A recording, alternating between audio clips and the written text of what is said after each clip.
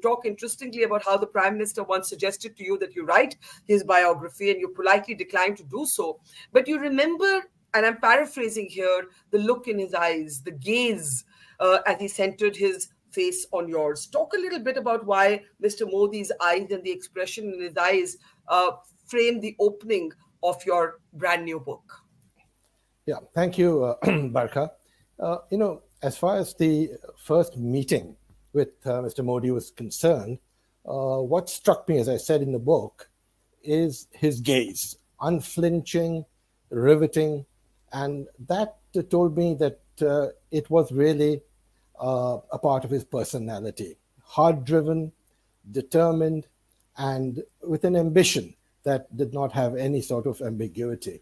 So I thought it's a good way to start because, a person's body language, the way they conduct themselves, more often than the words they speak, actually tell you a little bit about the kind of person they are. So that's why I sort of focused on that. And I think the kind of person that Mr. Modi has turned out to be in the past 11 and a half years since I first met him, is he's gone from being a regional leader into a global statesman. And what has that journey been? And I wanted to make very clear that this is not a biography of Mr. Modi. There's nothing about his childhood. There's nothing about his RSS background. There's nothing about the earthquake in Gujarat, in Bhuj, and how he became chief minister almost less than a year later, or about his chief ministership, except in the context of how that may have trained him in a way for his prime ministership.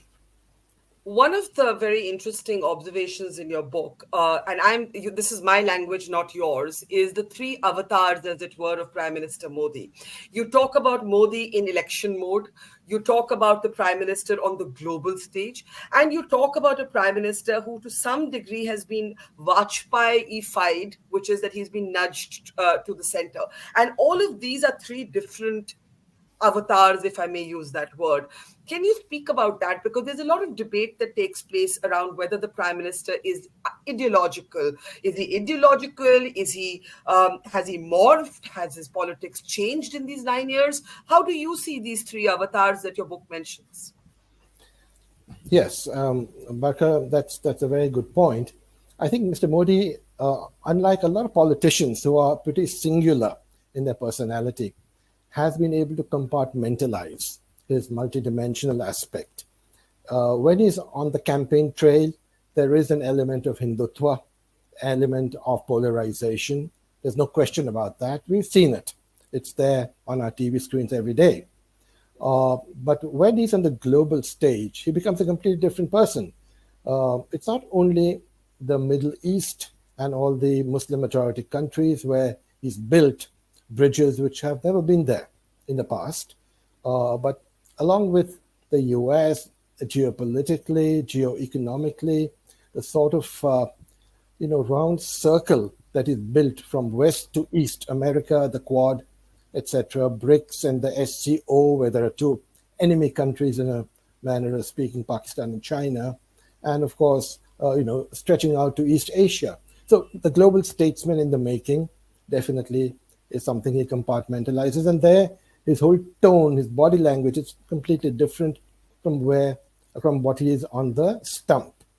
And then, of course, the third aspect of him is the development man, the person who cares about the poor, and that personality of him also, that avatar, is partly saintly. If you noticed in COVID, he grew his beard and he acquired a saintly demeanor. So I think that also is an aspect which appeals to people, not only the campaign aspect, the global statesman aspect, but also, as I said, the slightly saintly way that he goes about interacting with the poor.